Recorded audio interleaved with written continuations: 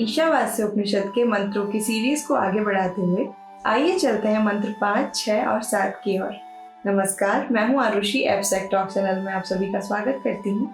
आज की वीडियो में हम कवर करने जा रहे हैं ईशावास्य उपनिषद के 3 मंत्र संख्या 5, 6 और 7। अब ऐसा क्यों? क्योंकि ये मंत्र इंटरकनेक्टेड हैं। जब आप इनका अर्थ जानेंगे तो देखेंगे कि ये मंत्र एक दूसरे से लिंक करते हुए हमें प्रतीत होते हैं। तो हम मंत्र 5 से शुरुआत करेंगे। आइए देखते हैं क्या है मंत्र 5। मंत्र कुछ इस प्रकार से है।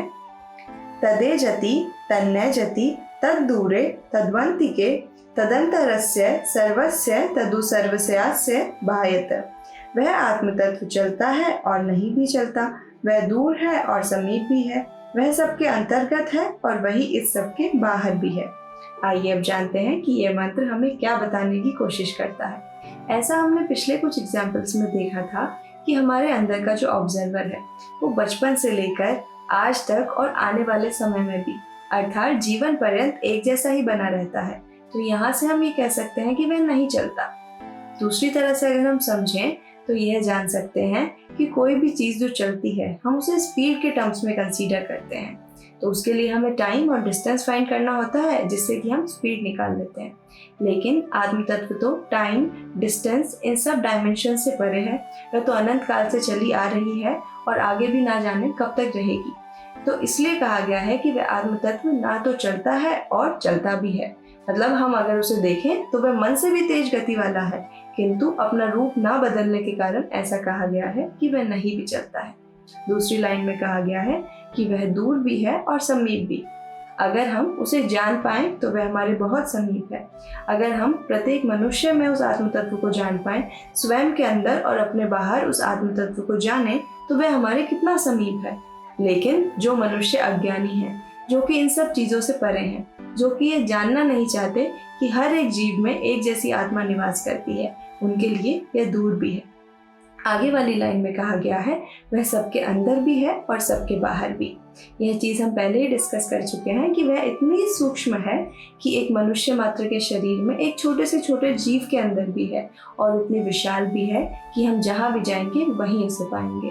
इसलिए कहा गया है कि वह सबके अंदर भी है और बाहर भी। अब आइए चलते हैं, देखते हैं मंत्र 6 में क्या कहा गया है। तो मंत्र 6 कुछ इस प्रकार से है। यस्तु सर्वाणि भूतान्यात्मनैवान्य पश्यति सर्वभूतेषु चात्मानं ततो न विजुगुप्तसे।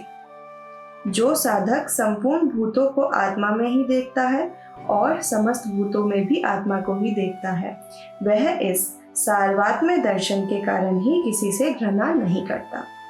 इस मंत्र का अर्थ तो बहुत ही सरल है।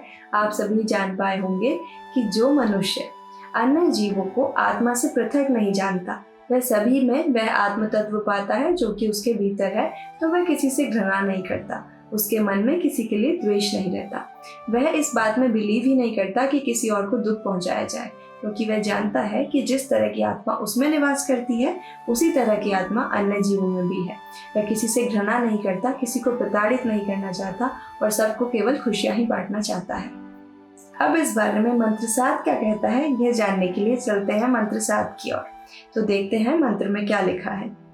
यस्मिन् न सर्वाणि भूतान्यमैवा भूद्विजानत तत्र को मोह क शोक एकत्व मनुपश्यत। जिस समय ज्ञानी पुरुष के लिए सब भूत आत्मा ही हो गए, उस समय एकत्व देखने वाले उस विद्वान को क्या शोक और क्या मोह हो सकता है। आइए इसको एक सिंपल एग्जाम्पल से समझते हैं। हम सभी अपने परिजनों के लिए, अपने माता पिता के लिए, अपने भाई बहनों के लिए एक लगाव मन में रखते हैं, लेकिन वह लगाव हम दूसरों के लिए नहीं रख पाते, क्योंकि हमें लगता है कि वो सब तो हमारा पार्ट है, लेकिन ये जो पूरा संसार है ये हमसे अलग है। हम खुद को इस संसार से पृथक देखते हैं।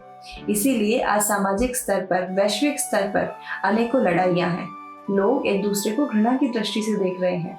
मन में दूसरों के लिए द्वेष है। ऐसा क्यों है?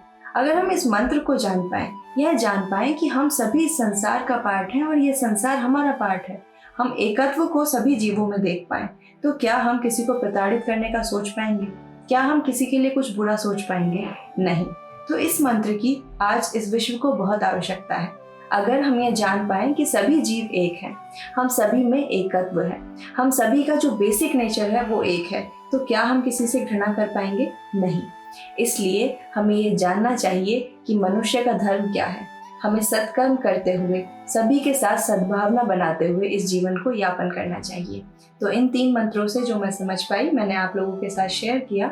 आशा करती हूँ कि आपको ज़रूर पसंद आया होगा। इस वीडियो को ज़्यादा से ज़्यादा शेयर करें, अन्य लोगों तक पहुँचाएं एवं कैसी लगी ये वीडियो कमेंट बॉक्स में ज़रूर बताएं।